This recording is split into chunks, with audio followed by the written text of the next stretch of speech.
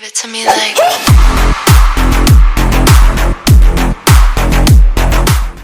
It's the end of the 2022-2023 football season, but today we are picking our Sports Maestros TV Premier League team of the season. Hi guys, you're welcome to Sports Maestros TV, where we discuss sports and we give you updates on sport news. With me here is Wale, you're welcome, and Radik, you're welcome. As always.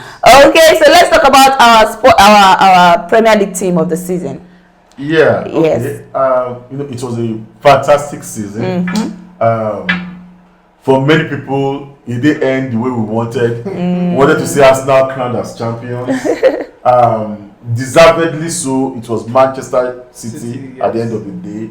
So yes, I think a lot of outstanding players during the season, and it's just right that we also look at how the season fared and pick our Premier League team of the season. Yes. So for me, I don't know if I have the honors. Well, I think we should go first. Let's start with your goalkeeper. In the goalkeeping position, I'll take David Raya at Brentford.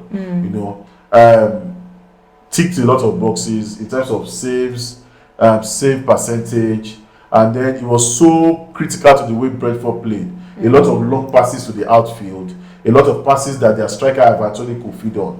So for that, he deserves to be in the team. Wow. Some other goalkeepers come close anyway. A lot of people will fancy Aaron Ramsdale at Arsenal, maybe Nick Pope too, but in the long run. For you, it's David Raya. Okay, Radik. Yeah, for me too. Automatically is David Raya. Wow. Yes, and that was also because of the number of saves in the season. As a matter of fact, he was the number one in terms of the number of saves. 154 saves that last season, and it was clear. It was far from the second, and it was also instrumental to the way Brentford were able to keep clean sheets, and in the end they were the joint third in the number of goals conceded last season. So putting that kind of keeper with a very, very good distribution of the ball in a big team, I'm sure it will perform better than he did in Brentford, because honestly speaking, he's the kind of goalkeeper a Pep Guardiola will need, except for the fact that he has the Ederson. Nice. Okay, so Wale, let's have a left back. Alexander Zinchenko.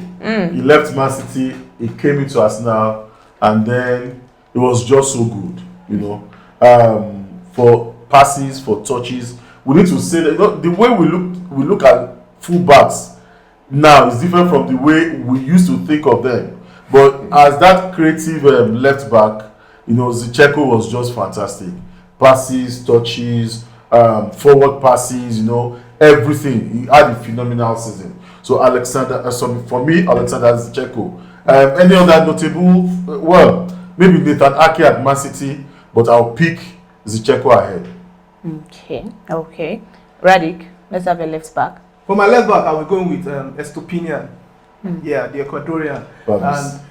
Purpose. And the reason is because of his aggressiveness in terms of defending, and also how he was instrumental to the style of Brighton's game, the attacking part of Brighton's game. They switch from defense to attack very, very quickly.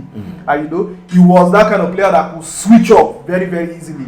Had 4 assists in the last season. Had 85% passes completion, and for some reason he looks fierce and also very aggressive. But the fact is that he had only 3 yellow cards last season. All through the season, and no red card. It shows you that he knows how to time his tackle and knows his onions. So Estupinian has to be it for me. Wale, are you agreeing with him? Of course. It's not today that we don't always agree. That's fine. All right, Wale, let's talk about your first centre back. Ruben Diaz at Man City. Man City you look at Man City and you say that that's a very good team. But each time, Ruben Diaz showed that Man City are better with him than without him. And then he still, for me, a centre back that plays like a centre back. A season or two ago, we were all over the place with Virgil van Dijk. This season, I think that Ruben Diaz deserves to be mentioned in that same at that same level. So yes, he had a truly exceptional season, 26 matches, but they were phenomenal matches. Ruben Diaz. Radic. The first one, since you had mentioned Ruben Diaz, and Ruben Diaz is part of my two centre backs, so let me just mention Ruben Diaz straight. And the fact is that he's very, very calm and collected. Yeah. And another fact is, Man City, we knew them for winning the Premier League. But when this guy came in, he showed that he was the engine of that defense. Because he came in at the second half of the season. Came in at the second half of the season, won the Football Writers Player of the Year, won the Premier League Player of the Year, and also won Manchester City's Player of the Year. That was 2020-2021. You know, so we've been mentioning him in the same breath with Virgil van Dijk. You know, but he has shown that consistency and he has marshaled that defense. And you know, the way they play from the back and attack, you have to put him there. So you'll be in any EPL defense. Wale, let's have your second centre back. I'll go to Newcastle. You know, Newcastle had a phenomenal season, so it's some of their players, you know, deserve to be in the team of the season. Van Botman, the Dutch guy, came in from Lille, still quite young. You know, I'm just looking at a defense partnership between Ruben Diaz and Van Botman. You know how solid it would be. One guy very experienced, the other one still learning, but just as solid. You know, the two of them will be. A number of names came up for the second position. A lot of people said Lisandro Martinez at Manchester United. Some mentioned Manuel Akonjitu at Man City. But you know, you just look at Van Botman, and then I'm thinking, yes, he should be in the team. Okay. Radic, who is your second? Don't tell me the same name. Why won't I tell you the same name? Okay. I can tell you the same name if I choose to. But I'm going for Lisandro Martinez. I'm going for Lisandro Martinez because of the role he played in that Manchester United team. You know, that Manchester United team were the joint second in terms of goals conceded last season. They conceded just 43 goals last season. They were the second. And for a player who doesn't fit into the modern day defense, the central back stature. He's small. You know, he's small, diminutive. You know? So having that kind of player controlling the game, even the air balls, you know, gets them out. His jump power, fantastic. Very, very calm when it comes to holding the ball, composure on the ball. Very, very good strings of passes. So obviously, is a good choice for me, and also the fact that I want an aggressive player to be near a cool and calculated player in Ruben Diaz. So I will have him as the butcher. He's called the butcher because of his aggressiveness. So I want that aggression. Okay. Yeah. All right, Wale. I hope you're having that. I hope you're having fun with our team. All right, Wale. Let's have your right back. Right back. I don't know what Radicals. I don't think he will have any other name. The last season, it was Kieran Trippier all the way. You know, you look at how instrumental a player can be to a team. And it was just that at Newcastle. Already, we have mentioned two names, you know, in the back, in the defensive lineup from Newcastle. Just to tell you why they had a very great season. Kieran Trippier, what do you want to talk about from dead ball situations, passes into the opposing box? You know, just mention it. Kieran Trippier did all of those and then was very solid defensively. I don't think there is anybody contesting that position with him. Okay, Radic. He's right. Oh wow! I was expecting. As long as you are a supporter of football and you watch the EPL, there is no way you pick another player to man that right fullback position. All right then. So if you look at it, the most crosses in the EPL for last season. Yes. And the second when it comes to most chances created. And he started all 13 games. Yes. Second in most chances created, 110 chances created. He was part of the top 10 in the most through balls in the EPL. You know, so many stats that he found himself in the first 10. So you have to give it to him as a defender. he was so much part of the attacking play. He was. Yeah. So much, and I also commend him for the fact that he left Atletico Madrid to Newcastle United. That was a very, very big risk. You know, very, very big risk. Captained the team, and I would say he captained a revolutionary squad last season. Because to me, Newcastle United were the revolution of last season. Wow. So Trippier. Okay, Wale, let's have your first defensive midfielder. Well, I have one defensive midfielder. I'm sure that, you know, now we are beginning to say that the defensive midfield role is evolving. Yes. You know, it's not like before where you have a player who sits in, screens the defenders. You see a lot of defensive midfielders venturing forward, helping attack, you know, being pivotal to setting up counter attacks. You know, you see that even going into the box, trying to get a goal or two. So if you think of a defensive midfielder in that direction, you find out that you have a number of names that will come up. A lot of Man U fans will say, oh yes, Casemiro deserves to be in the team. You know, Arsenal fans will think Thomas Partey deserves to be in the team. I've got only a place, just one place. Some people will even say maybe Moses Caicedo at Brighton. I have just one place in my team for a defensive midfielder, and I will give it to Rodri. The stats speak for themselves.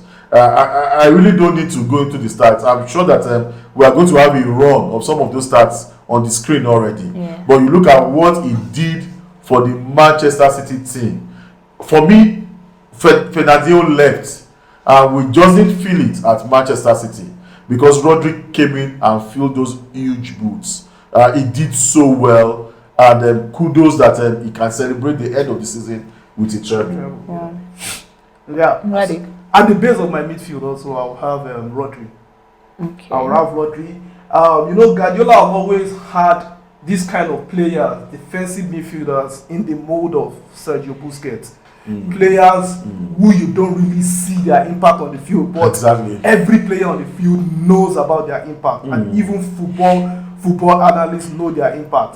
They make everything look simple, effortless. You know, in Bayern Munich, he had the same in Alcantara. You know, initially he had Fernandinho, who was not really that kind of player until he had his Rodri, and you know, you can easily tick any circle in any position on that field, you make this guy represent that circle, make Rodri represent that circle. I can bet with you that circle will be in the middle of a cluster of Manchester City players, about 5, 6, 7 of them, and this guy is always the connecting dots to all of them. You know, every player looks at him to dictate the pace of the game, either to move forward or still contain the game before attacking. So he has been a very, very pivotal. He has been playing a very, very pivotal role for the team, and he deserves to be in that team.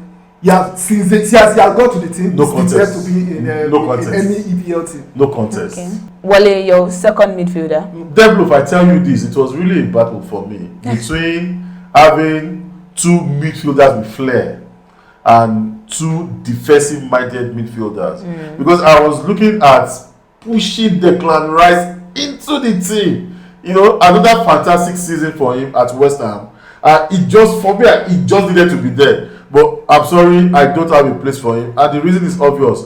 Martin Odegaard. You know, such a fantastic season at Arsenal. You know, you can look at Arsenal and say, yes, I've mentioned Zinchenko already. Yes. You can look at the combination between Ben White, Bukayo Saka in front of him. You look at how gorgeous maybe Gabriel Martinelli was at different times of the season, but the heartbeat of that team, we mentioned Thomas Partey already, the heartbeat of that team remains Martin Odegaard. You know, since Cesc Fabregas, no other Arsenal midfielder has scored 15 goals. He did, and he just didn't stop at scoring goals. He had assists, he had passes. You know, he controlled the midfield in a nimble, subtle, but very profound way. Martin Odegaard, I can wax lyrical about him. I think we are going to see more from this guy in subsequent seasons. Fantastic. Okay, Radic. The other one is going to be Bruno Guimaraes. Yes, and for Newcastle. Guimaraes, you agree with me, is the engine of that team.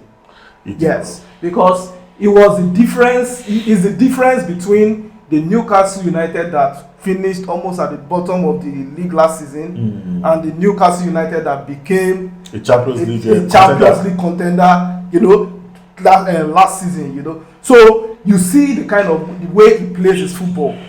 Very, very effective kind of player. And you also see that they missed his impact in that team at the beginning of this year, January, February. He missed about 5 games. And in those 5 games, they drew 4, lost 1. Yes. And that was when they actually dropped. Normally, they were not supposed to finish 4th. They were better than 4th last season. You know, but if you look at the games he had played in the first 11, they had a minimum, and they had a point of about 2.19 points per game. Okay. But those matches where it wasn't the first 11, they had just 0.8 points per game. So it shows his importance in that team, and it shows that it's the engine room of that team. And so you want that kind of player in your first 11 so that he can play that particular kind of role also in your midfield. And I just don't know what to say about him. He is in my EPL team. Wow. And he's Brazilian. Okay. And he's Brazilian.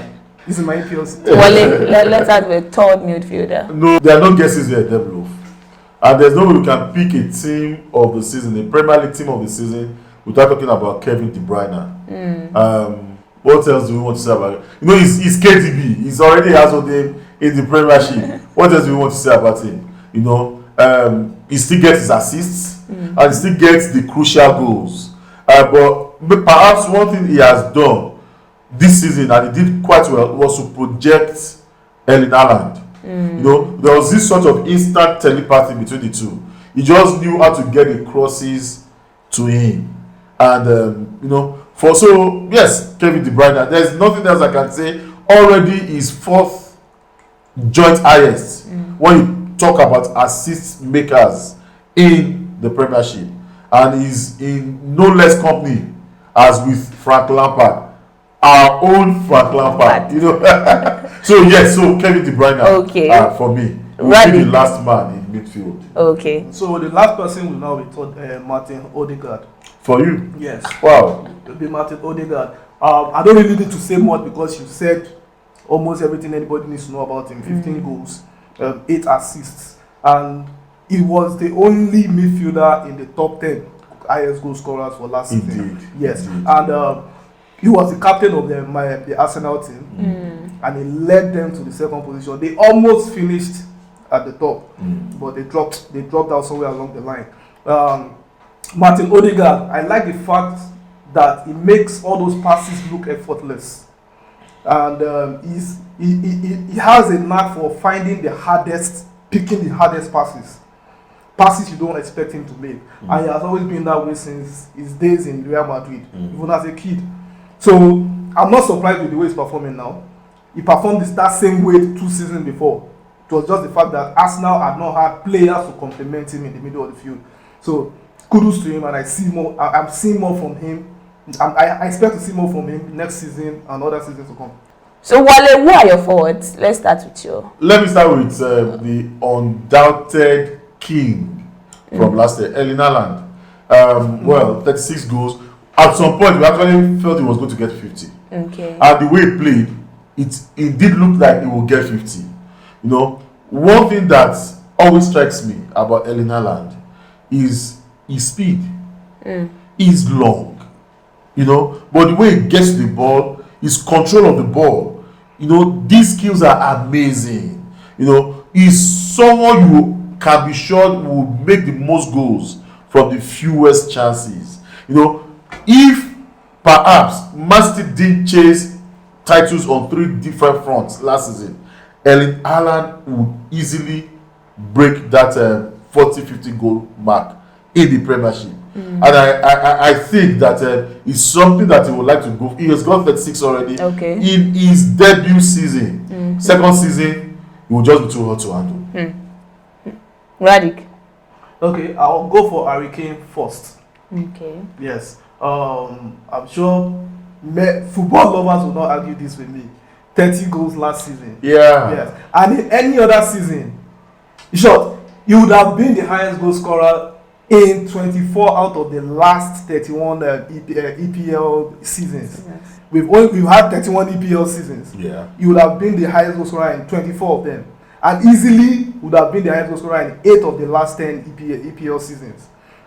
So in any realistic or ideal EPL season, He should have won the goal. he should have won the Golden Boot, if not for Haaland. And he's also there, but not the focal point, because of his ability to create chances for other players, also ability to create assists. We saw that last season, where he allowed Son to shine, to take the glory, and moved deep into the and moved a bit into the So he's good at creating the chances, assists, as well as scoring goals. So okay.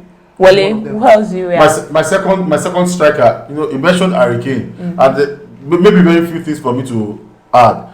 Haaland got 4 hat-tricks last season. Harry Kane didn't get any, and Harry Kane scored in 26 different matches. 10 with the head. He had the most headers of any player last. And then he mentioned something that I also find more and more heartwarming as Harry Kane gets older. His ability to cover the distance, to drop deep, to get the balls, to look at people ahead of him. And he did that last season. He's the striker that ran the fastest. They covered the most distance last season. So I think that's another thing going for him as he begins to transition. He's at that age already where a striker begins to fine-tune his game, concentrate on what he thinks are his strengths. And I'm just looking at Harry Kane and Alan Shearer's record, and I think something is in trouble. Okay.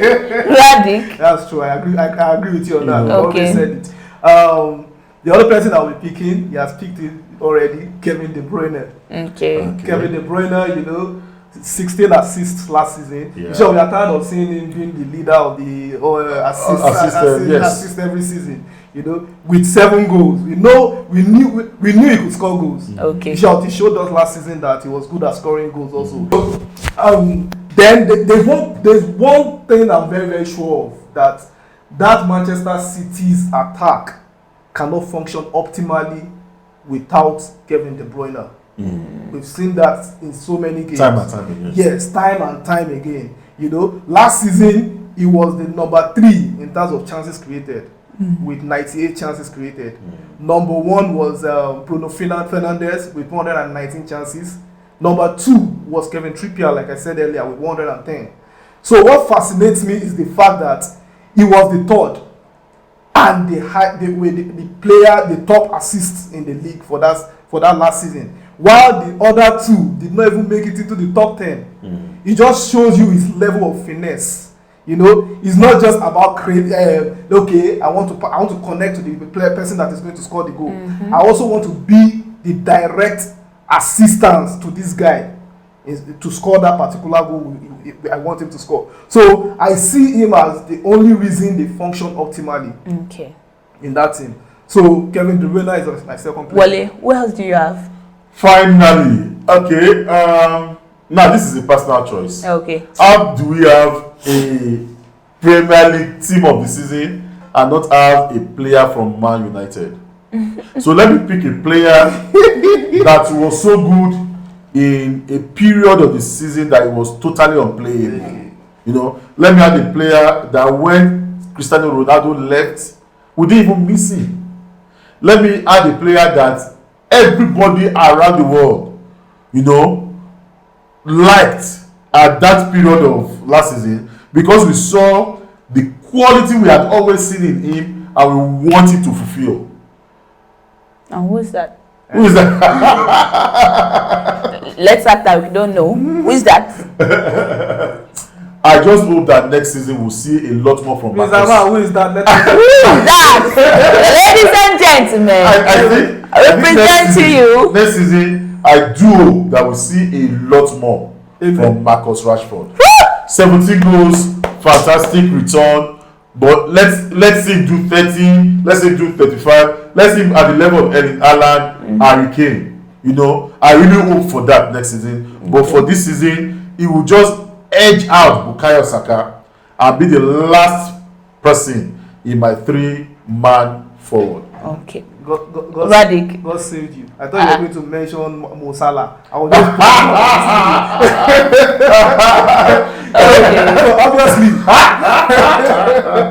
obviously you know the last player. I'm sure you know the last player. I'm sure you all know the last player. Erling Haaland. Erling Haaland. So what else can you say?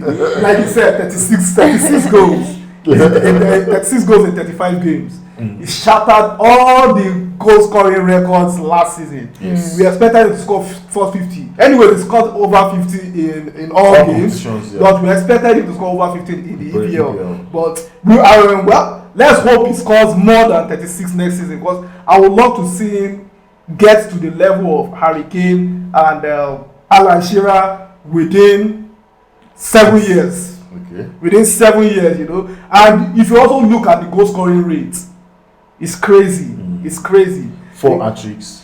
It's crazy. Fastest to 5 goals, fastest to 10 goals, fastest to 20 goals. And you have a player that scores about like 1.08 in every match. So in every game you expect him to score. It has never happened in the EPL. Even in the time of Alan Shearer, it never happened. The highest we got was maybe 0.88 goal scoring rate. But this guy 1.08. You know, he's a goal scoring machine. Okay. He is Cristiano Ronaldo's hair. The head to Cristiano Ronaldo's throne. Score with the head, score with back heel, score with the shoulder, score with anything. So he's building up to become Cristiano Ronaldo. And I'd love to see how he progresses in the coming years. Okay. All right, there you have it. So Wale, let's have your manager. Just mention the name. Don't give us explanation. Give us your substitute and. I mentioned my substitutes already. You know, I mentioned several substitutes. But for manager, Eddie Howe. Okay. All right. My man. All right. So, who are your substitutes? Okay. Let's say from the back, Alisson as the goalkeeper. Okay. Lewis Dunk in the central defense. I'll mention Casado in the middle of the pitch. Okay. I'll mention Rashford also in my team. Great. Declan Rice also in the midfield. You know, and also in the centre back, I will mention Chelsea's Thiago Silva, the Rolls Royce Great. Football. You know, then Saka. Those will be my players on the bench. Okay, so there you have it, guys. Our Sports Maestros TV Premier League team of the season. We would like to have yours too in our comment section. Do not forget to like, subscribe, and hit the notification button to get notified anytime we have an update for you. From the Sports Maestros TV team, we are saying we love you. Bye.